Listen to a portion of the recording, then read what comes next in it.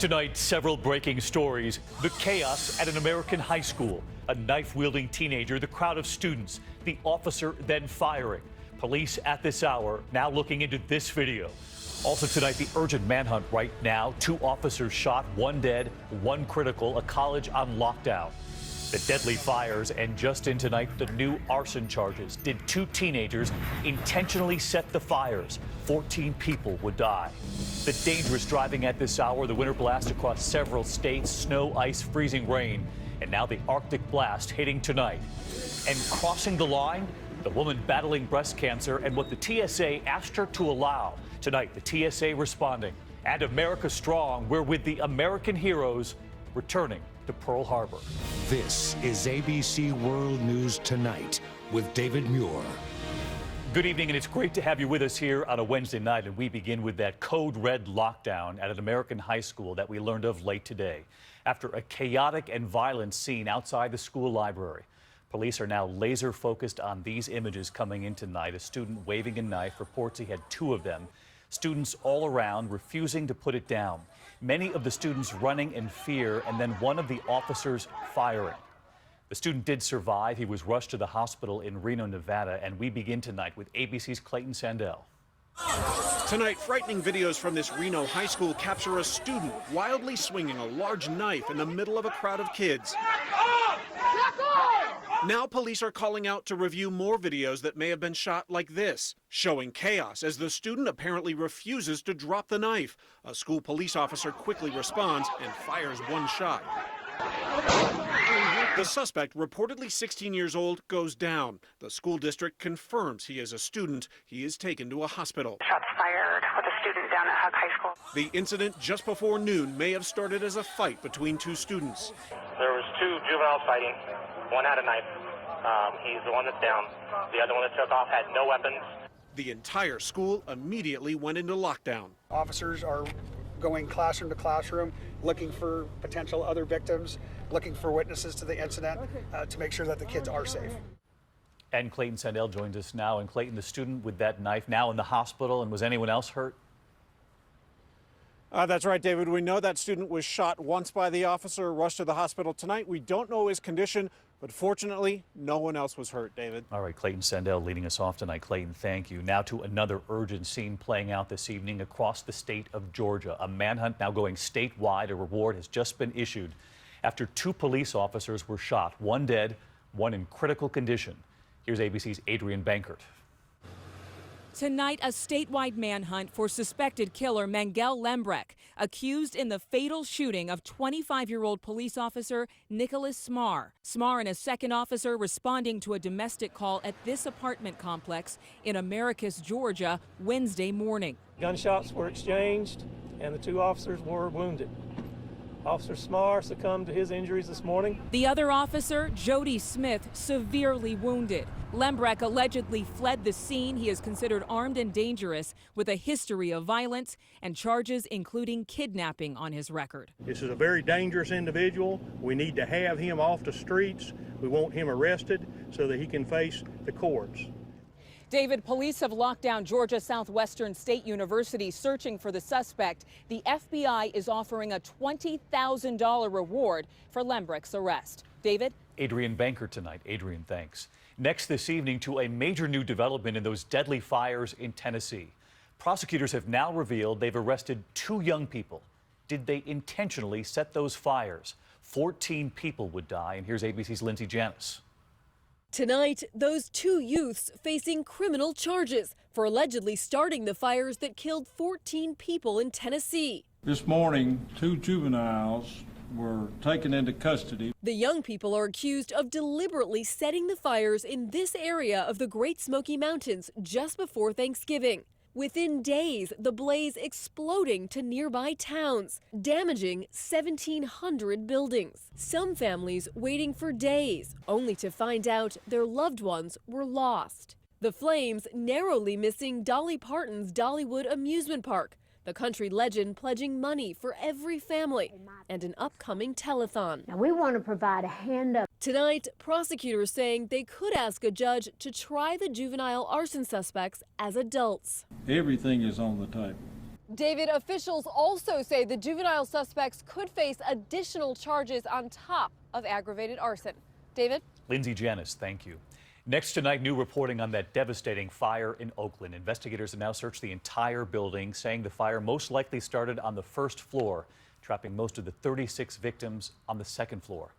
The conditions inside fueling those flames, exposed wires, propane tanks, and a blocked staircase. The question now, who, if anyone, is responsible for this? This image of police officers inside the building in October, they'll be asked what they saw and whether more could have been done at the time.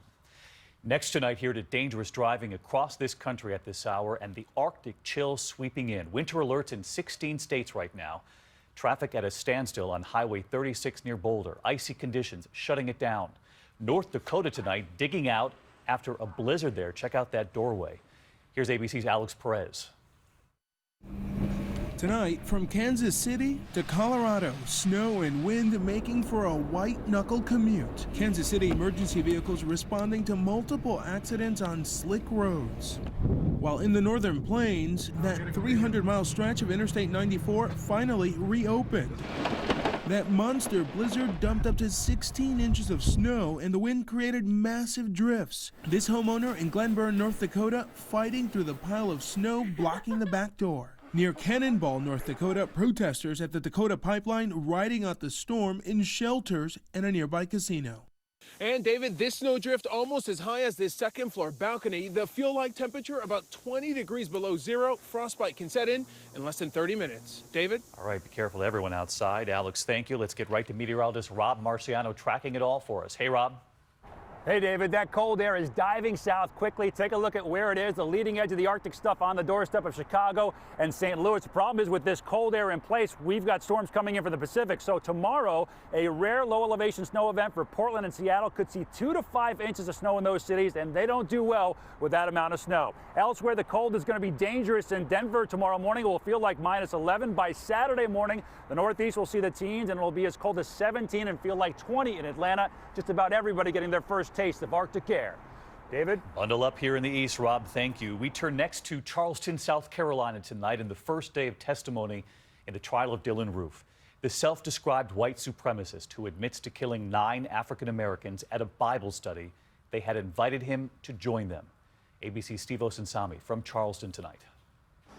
In this Charleston courthouse, U.S. Attorney Jay Richardson was both emotional and poetic, telling jurors the afternoon was hot and muggy and that parishioners welcomed a 13th person at Bible study in this basement at Mother Emanuel AME Church.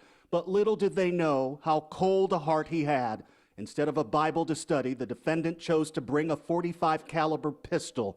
22-year-old Dylan Roof barely raised an eye on his boyish face as prosecutors announced that he confessed to the killings in a 2-hour-long video.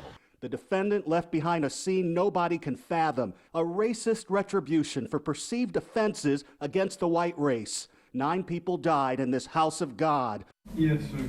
At Roof's first court appearance, the deeply religious families here spoke passionately about forgiving him. I will never be able to hold her again, but I forgive you.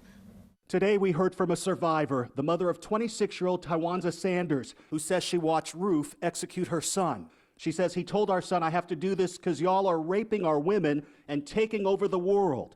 Families streamed out of the courtroom in tears, including one of the daughters of Ethel Lance, who told us after the killings that Roof deserves little mercy. My sister made a comment. Did she forgive him? However, I'm not at that point. Roof's lawyer is telling jurors that Roof did it all, and the only reason for this trial is because the government is pushing for death while he's arguing for life in prison. David? Steve Osinsami with us again tonight. Steve, thank you. Next this evening, to President-elect Donald Trump, named Time Magazine's Person of the Year after what he once said about that magazine. Meanwhile, new reporting tonight on Mr. Trump's newest picks. Among them, a woman many will remember from World Wrestling Entertainment. And who's weighing in on some of his cabinet picks? Mr. Trump indicated today President Obama himself. So what's the White House saying? Here's ABC's Tom Yamas. Today, Time Magazine naming Donald Trump its Man of the Year. It's a great honor. It means a lot, especially me growing up reading Time Magazine, and it's a very important magazine. Trump once declared Time would, quote, soon be dead, dismissing its list of the most influential people as a joke and a stunt. Time describing the choice as the person who had the greatest influence, for better or worse, on the events of the year. Trump on the cover, dubbed the President of the Divided States of America. The President-elect confident he and his new cabinet will change that. Today, retired General John Kelly confirming he's been picked to be Secretary of Homeland Security. Kelly is a 4-star Marine general and a Gold Star father. His son, First Lieutenant Robert Kelly, killed in combat in Afghanistan. Kelly becomes the 3rd retired general in the Trump administration so far. Just last night, the president-elect standing with his nominee for the Department of Defense, General James Mad Dog Mattis. Mad Dog plays no games, right? Today, a very different type of nominee. Trump nominating WWE co-founder Linda McMahon to lead the Small Business Administration. The president-elect himself once wrestled McMahon's husband on television. And as Trump assembles his cabinet, he says President Obama is weighing in. I have asked him what he would think of this one and that one. I take his recommendations very seriously, and there are some people that I will be appointing, and in one case have appointed, where he thought very highly of that person, yes. A striking statement, considering Trump called the president an incompetent leader with disastrous judgment and the worst president in U.S. history. The White House won't say what advice President Obama is giving his successor, but did say this. The kinds of people that President-elect Trump has chosen appear to have, in many cases, different priorities, different styles, and in some cases, starkly different bank accounts. And tonight, First Lady Michelle Obama speaking out about election night. She campaigned so hard for Hillary Clinton. I went to bed.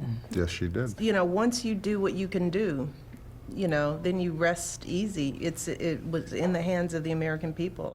And Tom Yamas is with us tonight because the president-elect seemed to be softening his stance on undocumented immigrants brought here as children, the so-called dreamers. David, I have the comments right here. President-elect Trump saying, we're going to work something out that's going to make people happy and proud. He went on to say they've worked here. Some are good students and some have wonderful jobs. And David, you're right. This is a new and softer tone for younger undocumented immigrants that we didn't hear from Mr. Trump on the campaign trail. All right, great to have you here in person instead of in front of Trump Tower. Tom Yamas tonight. We stay on the president-elect now and Washington, D.C.'s new luxury hotel, Trump International. Raising questions tonight, critics fearing foreign governments are holding events there to curry favor with the president-elect. ABC's chief investigative correspondent Brian Ross questioning officials from Bahrain right there in the lobby, asking, is that true?